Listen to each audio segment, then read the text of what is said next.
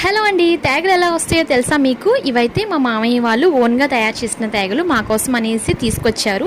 తేగలు ఎలా తయారు చేస్తారంటే, ముంజికాయలు ఉంటాయి కదా, ముంజికాయలు బాగా ముదిరిపోయిన తర్వాత తాటికాయలు అవుతాయి.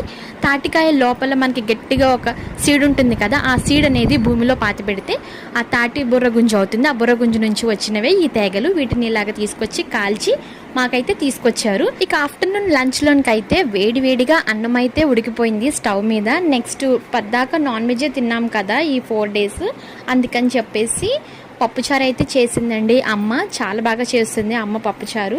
చూస్తున్నారు కదా, చూడటానికే ఇలా ఉందంటే టేస్ట్ అయితే అదిరిపోతుంది.